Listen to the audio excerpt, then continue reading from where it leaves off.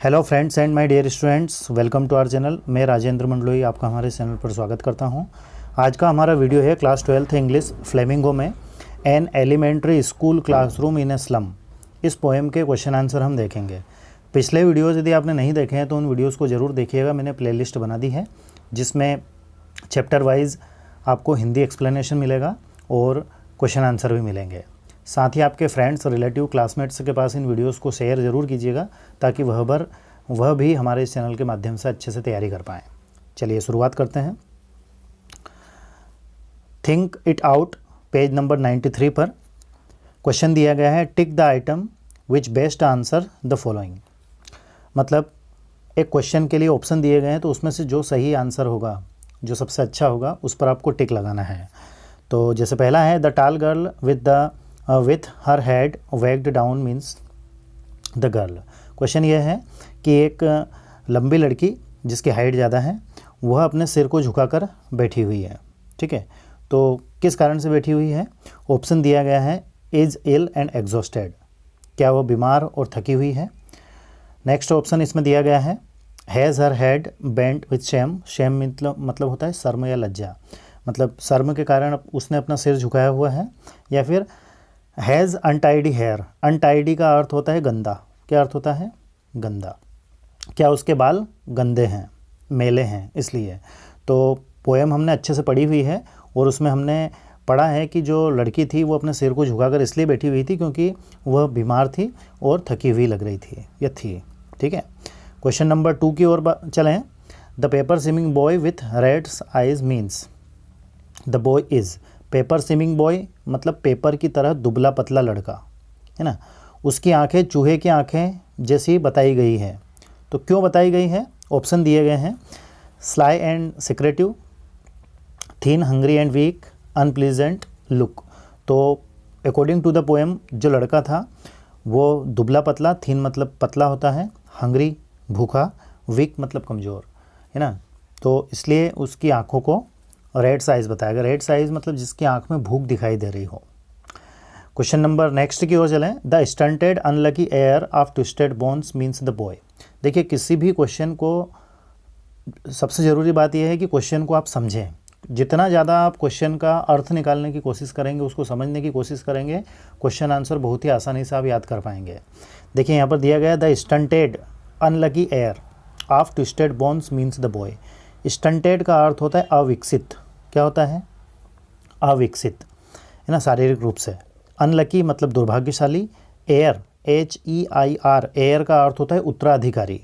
और twisted bones, bones means हड्डी होता है और ट्विस्टेड मतलब होता है टेढ़ी मेढ़ी या मुड़ी हुई है ना। तो इस स्टोरी में, इस कहानी में ये बताया गया था कि एक लड़का रहता है जो कि शारीरिक रूप से अविकसित है, दुर्भाग्यशाली है ना। क्यों दुर्भाग्यशाली है? इसलिए दुर्भाग्यशाली है कि उसके पिता को ट्विस्टेड बोन्स की बीमारी थी और वही बीमारी इस लड़के को रहती है। तो ऑप्शन दिए गए हैं, हैज़ एन इनहेरिटेड डिसेबिलिटी, मतलब जो उसके पिता को बीमारी थी वो इनहेरिटेंस में उसे मिली थी। तो ऑप्शन नंबर फर्स्ट इसका सही रहेगा। ठीक है, अब क्वेश्चन नंबर डी की ओर चलें। तो his eyes live in a dream. उसकी आँखें, उसकी आँखों में सपना है ना, मतलब वो सपने देख रही है। कौन? उसकी आँखें। ए स्क्वेरल्स गेम, गिलहरियों वाला खेल, in the tree room other than this means. Tree room मतलब पेड़ों के बीच में। द बॉय इज़, तो एक लड़का उसमें ऐसा रहता है जिसको कोई नोटिस नहीं कर रहा है, लेकिन उसकी आंखों में एक सपना है कि वो गिलहरियों का खेल खेले और वो भी पेड़ों के बीच में है ना, जहाँ पेड़ हों, वृक्ष हों वहाँ पर। तो full of hope in the future, ये इस बात को इंडिकेट करता है कि उसकी आंखों में भविष्य के लिए उम्मीद है। ऑप्शन नंबर फर्स्ट सही रहेगा। अगला है, the children's faces are compared to rootless weeds, this mean they. यहाँ पर दिया गया है rootless weed. Weed, WEED, weed मतलब होता है खरपतवार। क्या होता है? खरपतवार। अब खरपतवार क्या होती है? जैसे हमने कोई सी फसल बोई, जैसे हमने टमाटर के बीज बोए, तो टमाटर के बीज बोए हमने, पौधे हो गए बड़े बड़े। अब इनके आसपास और भी कुछ चीज़ें, दूसरी चीज़ें उगाती हैं है ना, घास फूस वगैरह, तो इनको बोलते हैं वीड्स। और रूटलेस वीड्स मतलब बिना जड़ों के, मतलब इनको उखाड़ कर फेंक देना है ना, तो रूटलेस हो जाएंगे, उनकी जड़ें नहीं रहेंगी। तो इसका मतलब यहाँ पर है आर इनसिक्योर।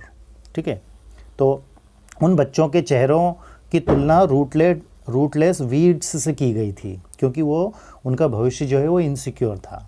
अब बाकी इसमें क्वेश्चन नंबर 2, 3 और 4 बचे हुए हैं, तो इनके आंसर हम देख लेते हैं। क्वेश्चन नंबर 2 है, what do you think is the colour of sour cream? Why do you think the poet has used this expression to describe the classroom? यहाँ पर वर्ड दिया गया है SOUR, शोर क्रीम। शोर का अर्थ होता है खट्टा या फिर कड़वा, और क्रीम का अर्थ वैसे तो मलाई होता है, लेकिन इस अकॉर्डिंग टू द पोएम जो उस कक्ष की, उस क्लासरूम की जो दीवारें हैं, वो दीवारें कैसी हैं? शोर क्रीम कलर है। शोर क्रीम कलर का अर्थ यहाँ पर ये है कि उसका जो पेंट किया हुआ कलर है वो कैसा है? वो निकला हुआ है, मतलब बहुत पुराना हो गया है ना। तो उसके बारे में आप क्या सोचते हैं? तो देखिए आंसर क्या होगा। The colour of the sour cream is off white, है ना, रंग निकल गया है। The poet has used this expression to suggest the decaying aspect, है ना। डिकेइंग मतलब होता है नष्ट होना धीरे धीरे, उसको सजेस्ट कर रहा है। The deterioration in the color of the classroom walls symbolize the pathetic condition of lives of the scholars, the children of this slum school। और इन स्लम झुग्गी झोपड़ियाँ वाला जो क्षेत्र है उसमें जो स्कूल हैं और उन स्कूल के जो बच्चे हैं, उन बच्चों के बारे में या उनकी पैथेटिक कंडीशन जो है, जो दयनीय स्थिति उनकी है, उसको इंडिकेट कर रहा है। कौन इंडिकेट कर रहा है? शोर क्रीम। क्वेश्चन नंबर 3 की ओर चलें। The walls of classroom are decorated with the pictures of Shakespeare buildings, domes, world maps and beautiful villages। उस क्लासरूम की दीवारों पर विलियम शेक्सपियर की एक तस्वीर लगी हुई है। ऊंची ऊंची इमारतों, गुंबजों, डूम मतलब होता है गुंबज, उनकी तस्वीरें लगी हुई हैं, मतलब सुंदर सुंदर इमारतों की तस्वीर लगी हुई है। वर्ल्ड मैप, दुनिया के नक्शे लगे हुए हैं, और ब्यूटीफुल विलेज मतलब सुंदर पहाड़ियों के भी वहाँ पर चित्र लगे हुए हैं। किस में लगे हुए हैं? उस कक्ष में, उस क्लासरूम में। How do this contrast with the world of this children? इन बच्चों की तुलना से उनकी, इन बच्चों की दुनिया से उसकी, इनकी कैसे तुलना की गई है? कॉन्ट्रास्ट का अर्थ होता है तुलना करना, ठीक है। तो देखते हैं। The pictures that decorate the walls hold a strike contrast with the world of these underfed, poverty stricken slum children living in a cramped dark halls।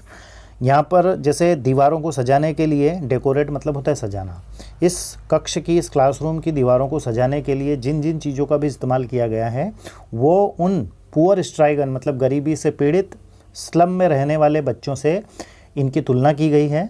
Obstacles hamper their physical and mental growth, और उनकी शारीरिक और मानसिक growth में obstacle मतलब बाधाएं हैं। क्या बाधाएं हैं? The pictures on the wall suggest beauty. अब पिक्चर तो क्या है, जो चित्र बने हुए हैं या लगे हुए हैं, वो तो सुंदरता को सजेस्ट कर रहे हैं, वेल बीइंग, प्रोग्रेस और प्रॉस्पेरिटी को सजेस्ट कर रहे हैं, मतलब उन्नति को और धन धान्य को। A world of sunshine and warmth of love, but the world of the slum children is ugly and lack of prosperity. परंतु इन बच्चों का जीवन जो है वो क्या है? अगली है। अगली मतलब होता है बदसूरत, एंड लैक ऑफ प्रॉस्पेरिटी है, और इनके जीवन में धन्य धान्य या समृद्धि की कोई जगह नहीं है या फिर कमी है। ठीक है दोस्तों, इस प्रकार से तुलना की गई है। क्वेश्चन नंबर 4 है, what does the poet want for the children of the slum? कवि इन स्लम के बच्चों के लिए क्या चाहता है? How can their lives be made to change? उनका जीवन कैसे परिवर्तित हो सकता है? तो देखते हैं कवि क्या सोचता है। The poet wants the people in authority to release their responsibility towards the children of the slum. कवि चाहता है कि देश के जो अथॉरिटीज़ हैं, मतलब उच्च पदाधिकारी लोग हैं, वो अपनी जवाबदारियों को इन बच्चों की ओर, जवाबदारियाँ इन बच्चों की ओर बढ़ाएं, है ना। मतलब इनको अपनी जवाबदारी समझें, अपनी रेस्पॉन्सिबिलिटी समझें और इनको यहाँ से रिलीज़ करें। All short of social injustice, और समाज के जो इनजस्टिस हैं, मतलब इनके साथ जो अन्याय हो रहा है, इनइक्वलिटी है, and class inequalities be ended by the eliminating the obstacles that confine the slum children to their ugly and filthy surroundings. और वो जो असमानताएं, जो बाधाएं हैं, उनको दूर किया जाए और इन बच्चों का जो जिस प्रकार का जीवन है, जिस प्रकार के क्षेत्र में रहते हैं, वहाँ से उनको दूर किया जाए। लेट देम स्टडी, उन्हें पढ़ने दें, and learn to express themselves freely, और वह आज़ादी के साथ सीख सकें। Then they will share the fruit of progress and prosperity and their fives will change for the better, ताकि वह अपने भविष्य को सुनहरा कर पाएँ, अच्छा कर पाएँ। ठीक है दोस्तों, तो ये एलिमेंट्री स्कूल क्लासरूम है ना, इन ए स्लम जो पोएम है, इसके क्वेश्चन आंसर हमने देखे। वीडियो आपको कैसा लगा कमेंट्स करके ज़रूर बताएं। किसी प्रकार का कोई डाउट या कोई क्यूरी रहे तो विदाउट एनी हेजिटेशन आप कमेंट्स कर सकते हैं। साथ ही अपने दोस्तों के साथ प्लीज़ इसे शेयर ज़रूर करें।